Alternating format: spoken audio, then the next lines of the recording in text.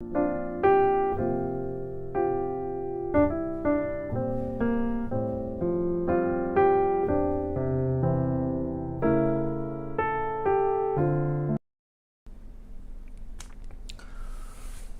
아버지 감사합니다.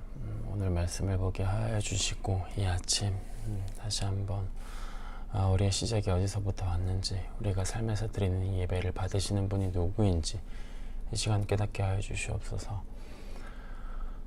과연 우리가 진정으로 드렸던 그 예배가 주님께서 기뻐 받으시는 예배였는지 잠시 돌이켜봅니다. 이 말씀을 통하여서 우리의 삶의 예배자로 다시 한번 불러주시고 있는 그 자리에서 주님을 예배하는 우리들이 되게 하여 주시옵소서. 감사합니다. 예수님의 이름으로 기도드렸습니다. 아멘. 오늘 함께 보실 말씀은 창세기 4장 1절에서 15절 말씀입니다.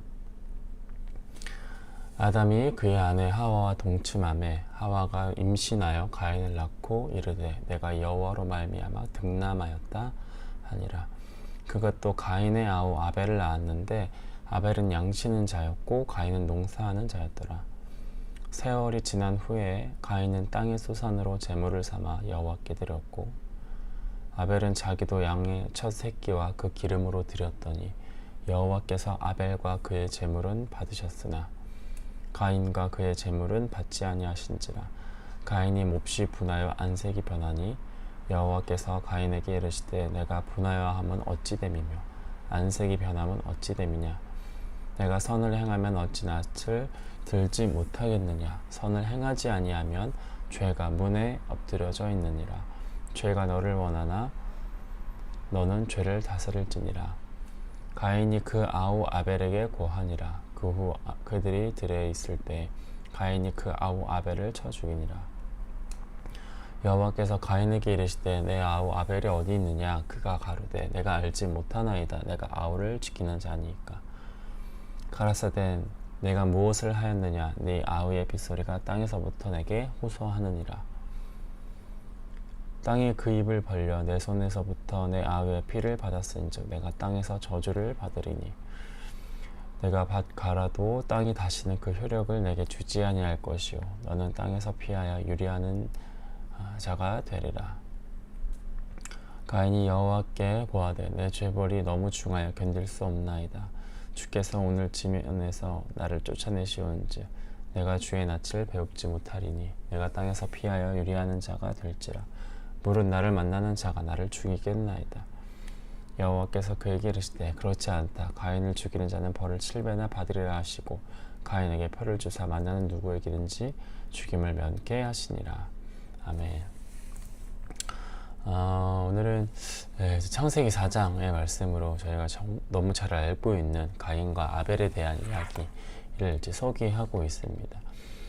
우리가 앞서서 살펴본 것처럼 창세기 3장에서 시작된 이 죄는 이 4장으로 넘어와서 이 죄에 대한 확산이 이루어지는 것을 볼 수 있게 되는데요. 1절 말씀을 다시 한번 읽어볼게요. 아담이 그의 아내 하와와 동침하며 하와가 임신하여 가인을 낳고 이르되 내가 여호와로 말미암아 득남하였다 하니라. 이렇게 이제 시작을 하고 있습니다. 아담과 하와가 이제 에덴 동산에서부터 나와서 이제 이들이 그 둘만 이제 생활을 하게 되죠. 그렇게 되다가 이제 첫째 아들 이제 가인을 낳게 되는 이제 상황이 이르렀는데 이 첫째 자녀를 낳고 이제 감격에 벅찼던 것 같아요. 왜냐하면 이 새 생명, 이 가인의 출생은 에덴 밖에서도 여전히 하나님의 손길이 그들에게 임하고 그들과 함께 하고 있다는 어떤 그런 증거, 어떤 그런 표시이기 때문에 그래서 기뻐해서 이제 이런 고백을 하죠. 내가 여호와로 말미암아 득남하였다 이렇게 말합니다. 하나님께서 우리에게 주셨다라는 어떤 고백과 함께 이 가인의 출생에 대해서 참으로 기뻐합니다. 자, 그렇게 가인을 얻었어요. 그런데 이 가인의 이름이 어떤 뜻이냐면 소유라는 뜻이라고 합니다. 혹은 뭔가를 얻었다라는 의미의 이름이래요. 자, 그리고 나서 이제 2절을 보니까 또 한 명의 이제 자녀를 낳죠. 그가 또 가인의 아우 아벨을 낳았는데 아벨은 양치는 자였고 가인은 농사하는 자였더라. 이렇게 이제 이어지고 있습니다. 아담과 하와는 첫째 아들에 이어 이제 둘째 아들을 낳게 됩니다. 그런데 이 하벨이라고 말하는 이 아벨의 이름의 뜻은 허무 또는 공허라는 뜻의 이름을 가지고 있다고 해요. 그러니까 카인 그리고 헤벨이라는 이 이름은 소유하다, 얻었다라는 의미를 가지고 있고, 헤벨, 공허, 허무, 무상 이런 뜻을 가지고 있다고 합니다. 참 재미있지 않습니까? 이 이름부터. 이제 아담과 하와가 인류 처음으로 아이를 낳게 된 거예요. 인류 역사상 처음으로 이제 아이를 낳게 된 거예요. 그런데 그 아이의 이름을 소유라는 이름으로 그 아기의 이름을 붙였고, 둘째 하벨은 공허와 허무라는 이름을 붙여준 거예요. 인류가 이제 다음 세대로 내딛는 첫 시작에 있어서 그 이름을 이렇게 지은 겁니다. 이러한 카인과 하벨이라는 이 이름을 통해서 인간의 인생이 무엇인지 사실 말해주고 있는 것 같습니다. 우리는 살면서 끊임없이 소유하려고 얻기 위해서 살아가죠. 그런데 점점점 나이 들면서 인생이란 무엇인지 조금씩 깨닫게 되는 순간부터 뭘 깨닫습니까? 내가 원하는 것을 다 소유할 수 없다는 것을 알게 돼요. 그것이 평생에 크던 작던 노력해서 얻고 뭔가를 소유하려고 살아왔는데 뭘 느낍니까? 공허함을 느끼죠. 다 소유할 수 없을 뿐더러 다 가진다 한들 그것이 공허하고 허무함으로 느낀다고요. 그렇게 열심히 인생을 살아왔고 달려왔는데 그 끝에는 결국 허무함을 느끼는 건 이게 인간의 인생 아닙니까? 인류가 시작하는 그 시작점에서 그 사람을 정의하는 그 이름이 소유하다, 얻었다, 그러나 허무와 공허다 라고 말하는 게 참 재미있는 것 같습니다.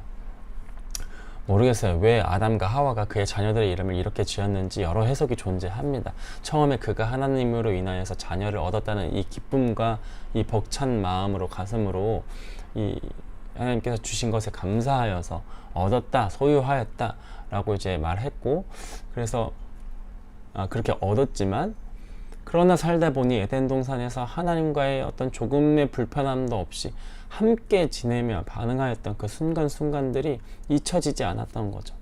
그래서 그 끝에 내가 자녀를 얻은 기쁨이 있지만 결국에 하나님과 함께 하지 못하는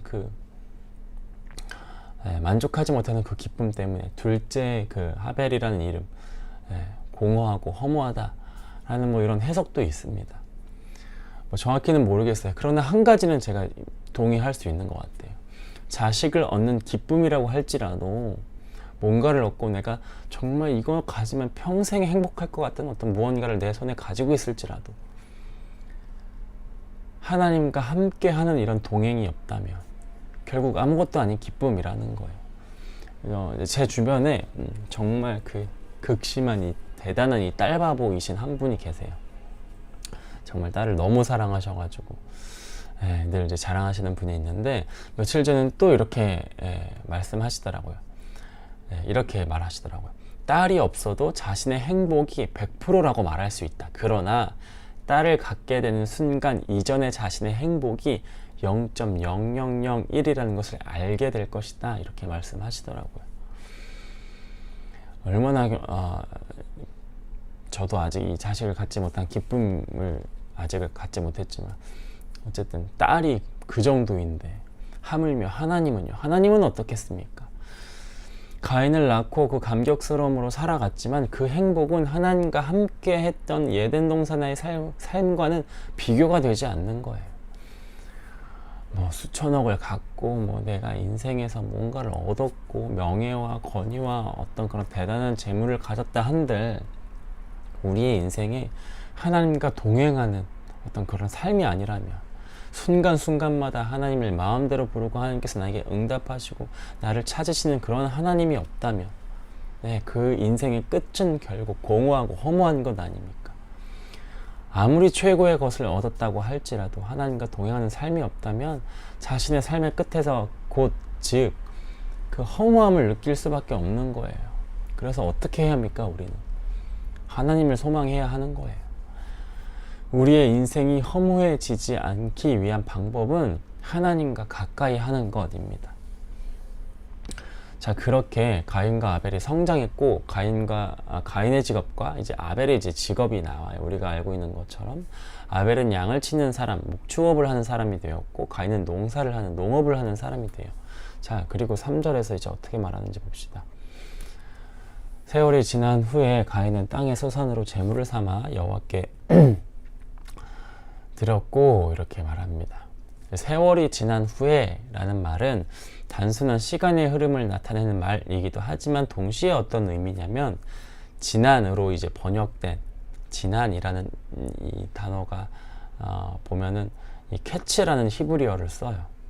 정해진 기한이 다 되었다는 것을 이제 의미하는 건데, 성경에서는 주로 이 기한이라는 것을 말할 때 심판을 다루는 이 문맥에서 사용된다고 합니다. 그러니까 오늘 본문은 하나님께서 가인과 아벨을 평가하고 심사할 시간이 되었다는 것을 의미하는 거예요. 세월이 지난 후에. 그러니까 이때가 이제 가인과 아벨을 하나님께서 평가하시겠다라는 시간을 이제 나타내는 거예요. 하나님은 이제 우리에게 어떤 달란트나 이제 더불어 일을 주시고 그 사명을 주시잖아요. 그 여건을 마련해 주시고 그 일을 하게끔 하십니다. 그런데 그 기한을 두시고 하나님은 언젠가는 우리를 살피시고 그것을 평가하시는 때가 온다는 거예요. 가인과 아벨에게 그 날이 지금 이르게 된 겁니다. 그 날에 가인은 자신에게 맡겨졌던 그 농사일을 통해서 소산을 제물 삼아 하나님께 드린 거예요. 마찬가지로 아벨도 그렇게 이제 행한 겁니다. 자, 그래서 어떻게 드렸는지 4절 5절에서 말하죠. 아벨은 자기의 양의 첫 새끼와 그 기름을 드렸더니 여호와께서 아벨과 그의 제물은 받으셨으나 가인과 그의 제물은 받지 아니하신지라. 가인이 몹시 분하여 안색이 변하니, 이렇게 말합니다. 이제 가인과 이제 아벨이 이제 자신들에게 맡겨졌던 목축과 농업을 통해서 이제 하나님께 이제 제사를 드려요. 가인은 그 아벨은 양의 첫 새끼와 그 기름을 하나님께 드렸고, 가인은 이제 그 첫 그 제단을 이제 드립니다. 가인과 이제 아벨 둘 다 형식은 사실 너무 잘 갖추었어요. 첫 것, 시작의 것, 가장 이제 우선순위 되는 것을 하나님께 잘 드렸어요. 겉으로 보기에는 문제가 없어요. 그런데 그 결과는 상반되는 것을 보여주죠. 하나님께서 아벨의 제사는 받으셨지만 가인의 제사는 받지 않으시죠. 오늘 그 이유를 본문에서 이제 두 가지 정도로 간략하게 찾아볼 수 있는 것 같습니다. 첫 번째로는 아벨은 제물과 함께 자신을 드렸지만 가인은 자신을 드리지 않았다는 거예요. 아벨과 그의 제물 및 가인과 그의 제물이라는 표현에서 알 수 있죠. 하나님은 제물만 받지 않으시고 그 제물을 드리는 사람을 받으신다는 거예요. 이때 순서를 보면 알 수 있는 것 아닙니까? 인격이 먼저 나와요. 그 다음 제물이 나와요. 사람이 먼저 나오고 그 다음에 제물이 나온다고요. 하나님께서 받으시는 것은 무엇입니까, 여러분? 제물이에요? 드리는 사람을 먼저 보시잖아요. 너무 잘 알고 있는 일 아닙니까? 제사라고 말하지만 결국 예배도 마찬가지죠. 오늘날 우리가 드리는 이 예배를 통해서 하나님은 사람의 믿음과 사람의 마음, 그 정성을 보실 뿐이지, 뭐 그 사람이 드린 것, 뭐 뭔가를 가져온 것, 이것을 물론 그것도 귀히 받으시죠. 그러나 하나님께서 받으시는 그 예배는 그 하나님의 앞에 나온 그 사람이라는 거예요. 헌금을 매주 1,000만 원씩 드리면 뭐합니까? 물론 그 헌금을 좋은 곳에 쓸 수는 있죠. 그러나 하나님께서 받으시는 그 예배는, 하나님께서 잘 받으시기를 원하는 그 예배는, 받기를 원하시는 것은 헌금을 매주 10,000원씩 밖에 드리지 못하더라도 그 사람을 받는 것 아닙니까? 아벨은 양의 첫 새끼와 그 기름만 제물만 삼은 것이 아니라 자신도 제물을 삼아 드렸던 거예요. 그러나 가인은 자신은 드리지 않고 땅의 소산만, 이거 드리면 되지 라고 드렸기 때문에 이러한 상반된 결과가 나오게 된 것 아닙니까? 예배는 무엇입니까, 여러분? 나는 없고 하나님만 나타내는 것이잖아요. 예배는 나는 없어지고 하나님만 드러나는 시간이에요. 그런데 이것을 우리가 착각하고 예배에 대해서 어떤 그런 반대된 생각을 하고 있을 때, 내가 정해야지, 내가 움직여야지, 잘못된 어떤 생각으로 인하여서 뭔가를 막 갖추고 사람보다 하나님 앞에 나아가는 그런 백성들보다 어떤 그런 재물의 어떤 그런 것에 쏟아지기 시작하는 순간 우리의 예배가 하나님 앞에서 과연 기뻐 받으시는 예배인가 한번 돌이켜 봐야 한다는 것입니다. 그리고 두 번째는 또 무엇이냐면 이 가인이 하나님을 어떻게 대하고 있었는지에 대한 이제 태도에 대한 문제인데요. 5절 하반절에 보면 가인의 반응이 이렇게 나와요. 하나님께서 가인의 제사를 받으시지 않았다고 하니까 가인은 화를 내며 안색이 변합니다. 하나님께서 제사를 드릴 때 그분이 제사를 받지 않았다면 가인의 입장에서는 뭘 해야 하냐면 두려워해야 되는 거예요. 내 제사가 내가 드린 게 잘못되었는가, 내가 어떤 예배를 준비했는가, 이것을 점검해 봐야 되는데 오히려 가인이 역정을 내죠. 아니 무슨 내 재물은 왜 안 받는 거야? 내가 뭘 잘못했는데 내 재물에는 아무런 문제가 없는데 왜 이러는 거야? 똑같죠. 내 예배는 아무런 문제가 되지 않는데 하나님은 왜 나에게 이렇게 시련을 주시는 거야? 이 생각 자체가 어디서부터 시작되면 이 예배의 모든 중심이 나에게 있기 때문 아닙니까? 그러니까 지금 뭐가 문제예요? 가인이 문제인 거예요. 예배자의 모습이 지금 잘못된 겁니다. 하나님을 예배하는 그 자리에서 하나님을 위한 예배, 하나님을 향한 예배가 아니라 자신의 예배, 자신이 드러나는 예배를 드린 거예요. 그래서 이 가인의 태도를 통하여서 이 예배자로서 가인이 하나님 앞에 어떻게 나아갔는지 잘못된 모습으로 나아간 것을 지금 알 수 있는 것 같아요. 6절, 7절도 보면 이렇게 말해요. 여호와께서 가인에게 이르시되 내가 분하여 함은 어찌 됨이며 안색이 변함은 어찌 됨이냐. 내가 선을 행하면 어찌 낯을 들지 못하겠느냐. 선을 행하지 아니하면 죄가 문에 엎드러져 있느니라. 죄가 너를 원하나 너는 죄를 다스릴지니라. 이렇게 말해요. 6절에서 하나님이 어찌 됨이며 라고 이제 두 번 반복하시며 이제 말씀하시죠. 그런데 가인이 성을 내고 안색이 변하는 것이 옳지 않음을 지적하시고 이제 회개를 요구하시는 내용이에요.